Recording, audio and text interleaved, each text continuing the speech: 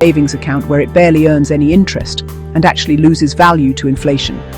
Investing lets you buy assets that have the potential to generate a much higher return. This is, without a doubt, one of the most powerful tools you have to build wealth and achieve long-term financial freedom. It's the difference between just getting by and actually creating a future where your money works harder than you do. Now, I know what you might be thinking. KSG, that sounds complicated. Or isn't investing just for rich people with fancy suits and finance degrees? I get it. The world of finance can seem incredibly intimidating from the outside, filled with jargon and charts that look like a foreign language. But here's the secret: it doesn't have to be. Getting started is way easier than you think, and you absolutely do not need a ton of money to begin. The most important thing is just to start, and to start with a solid foundation of knowledge. That's why I'm making this video for you today. I want to demystify the entire process and break it down into simple, actionable steps that anyone can follow. In this video, I'm going to walk you through everything you need to know from the ground up. We're going to cover the absolute essentials, step by step, so you can go from being a complete beginner to feeling confident about making your first investment. We'll talk about setting your goals, understanding the different types of accounts, picking your first investments, and creating a strategy that's built for the long haul. My goal is to give you a complete roadmap, so by the end of this video, you'll have a clear plan to start your own investing journey. So if you're ready to take control of your financial future, make sure you smash the like button for the YouTube algorithm, and let's get right into it. All right, before you even think about putting a single dollar into the stock market, we need to take a step back and do something that sounds almost too simple, but is seriously the most important part of this entire process. We need to define why you are investing in the first place. What are your financial goals? And look, I need you to be specific here. Just saying I want to be rich isn't a goal, it's a wish. A real goal is something you can measure. For example, are you saving up for a down payment on a house in 5 years? Maybe you want to retire by age 50 with a specific monthly income. Or perhaps you're saving for your kids' college education in 15 years. Each of these goals has a different timeline and a different amount of money required, which is what we call a time horizon. This is so unbelievably important because your time horizon will dictate how much risk you can afford to take. If you need the money in 2 years for a wedding, you're going to invest very differently than someone who won't need the money for 30 years for retirement. So, grab a piece of paper, open a notes app, whatever works for you, and write down your top 1 to 3 financial goals. Be specific. What is it? How much will it cost? And when do you need the money by? Trust me, this clarity is your foundation.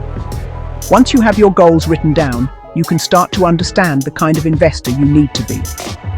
Let's say your goal is that $30,000 down payment for a house in 5 years. This is a medium-term goal.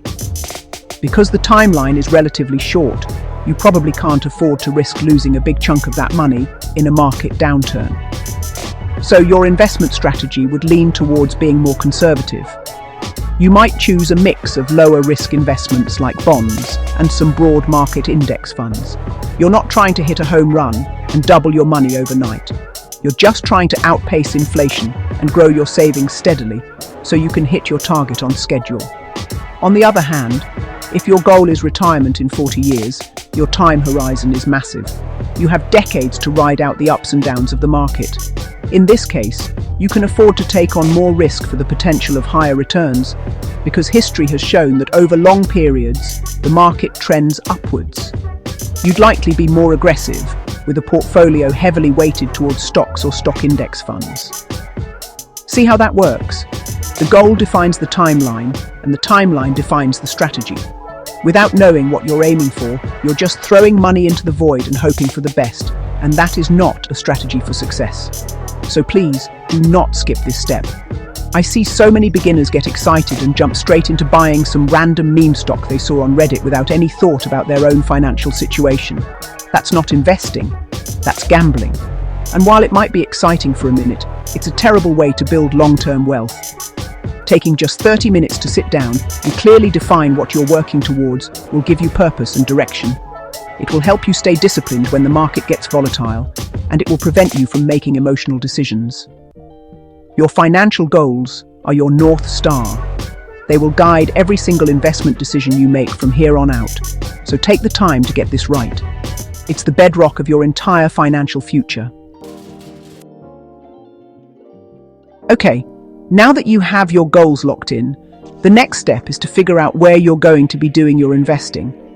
You can't just call up the New York Stock Exchange and say, "I'd like one stock, please."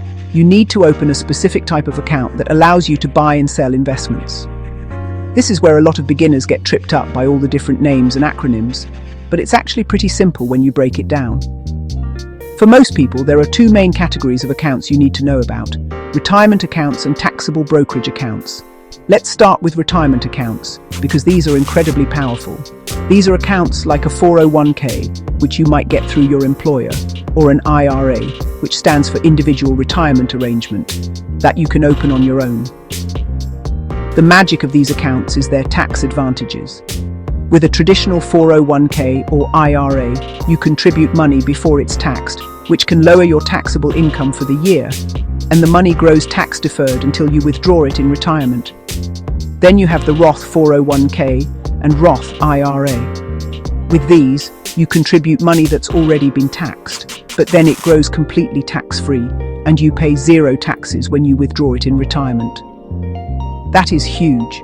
If you have access to a 401k with an employer match, you should absolutely contribute enough to get the full match. It's literally free money. Now, on the other side, you have your standard taxable brokerage account. This is the most flexible type of account. You can open one at places like Fidelity, Vanguard, or Charles Schwab, and you can put in as much money as you want whenever you want. You can also take the money out at any time for any reason without penalties, which makes it great for those non-retirement goals we talked about, like saving for a house or a car. The catch, if you can call it that, is that there are no special tax advantages here. When you sell an investment for a profit, you'll have to pay capital gains taxes on that profit. So, which one should you choose? It's not really an either-or situation. For most people, the best strategy is to use both. You should prioritize maxing out your tax-advantaged retirement accounts first, especially if you have an employer match. That's the most efficient way to build long-term wealth for retirement. Once you've done that, or if you're saving for a goal that isn't retirement, then you can start putting money into a taxable brokerage account. Think of it like this: retirement accounts are for your future self, and a brokerage account is for your medium-term goals and any extra investing you want to do. Opening these accounts is also incredibly easy these days. It's all done online and takes maybe 15 minutes. You'll just need some basic personal information like your social security number and your bank account details to link for funding. Don't let the process intimidate you. The websites for these brokerage firms are designed to be user-friendly. They want your business, so they make it as simple as possible. The key takeaway here is to understand the difference between a retirement account and a taxable brokerage account, and to use them strategically based on your goals. Getting the account structure right from the beginning will save you a ton of money in taxes down the road and set you up for success. All right, your goals are set, your account is open and funded, and now we get to the part everyone thinks of when they hear investing, picking what to actually buy. This is where people get analysis paralysis, because there are literally thousands of options. You've got individual stocks, bonds, mutual funds, ETFs, real estate, cryptocurrency. It's a lot. But for 99% of beginners, I am going to tell you to keep it incredibly simple. You do not need to be a stock-picking genius like Warren Buffett to be a successful investor. In fact, trying to be one is usually how beginners lose money. Instead, the best place for almost every beginner to start is with low-cost broad market index funds or ETFs. Now, what on earth does that mean?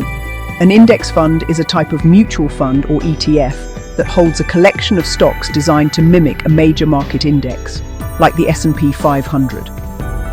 The S&P 500 is just a list of the 500 largest publicly traded companies in the United States. So, when you buy a share of an S&P 500 index fund, you're not just buying one company, you're buying a tiny slice of all 500 of them. Companies like Apple, Microsoft, Amazon, and Google. This gives you instant diversification, which we'll talk more about in the next chapter. It's a way to own a piece of the entire market without having to research and buy hundreds of individual stocks yourself. Famous investors like Warren Buffett and Jack Bogle, the founder of Vanguard, have recommended this strategy for the average person for decades. It's a proven, time-tested approach that consistently performs well over the long term. You get the growth of the overall market, without the risk of one single company going bankrupt and wiping out your investment. So how do you find these funds? It's simple. Inside your brokerage account, you can search for them by their ticker symbol.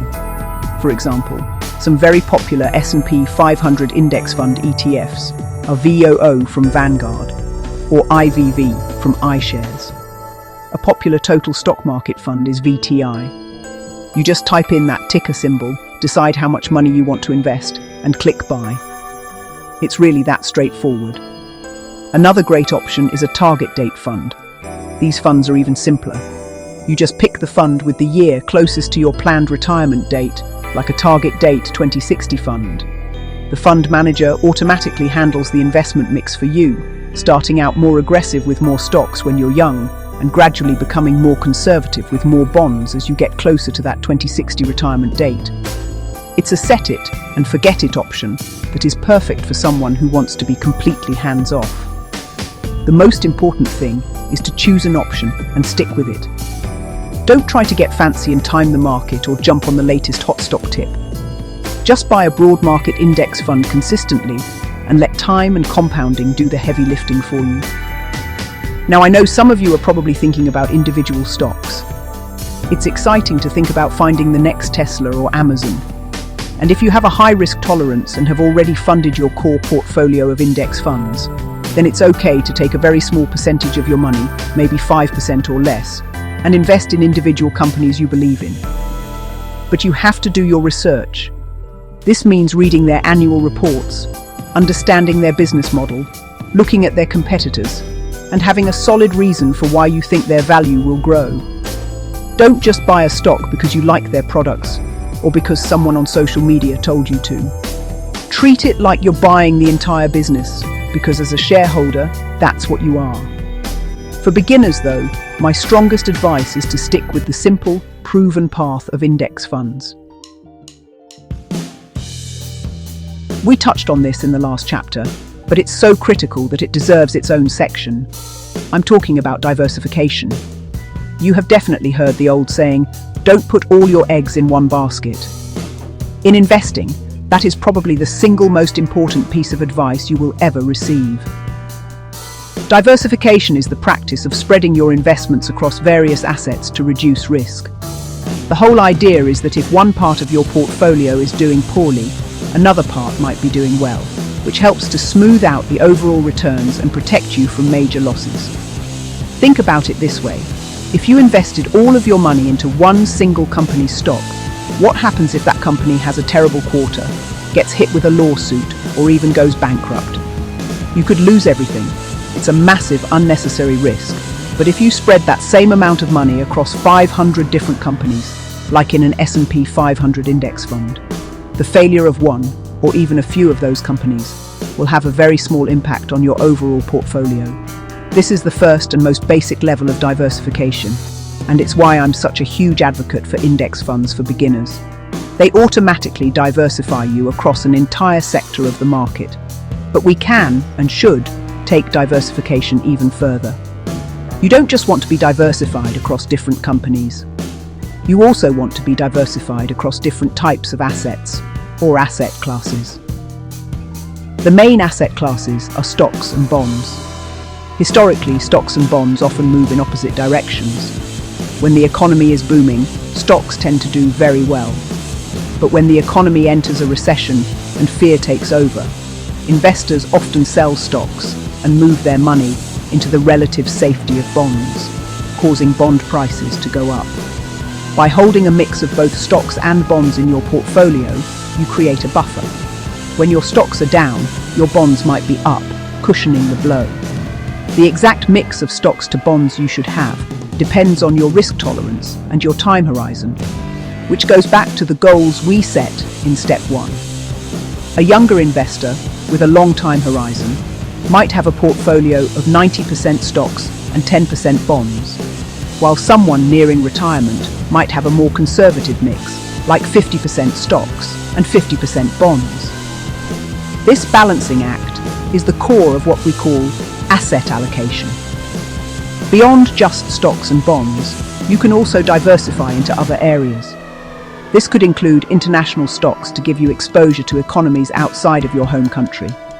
For example, you could add a total international stock market index fund to your portfolio.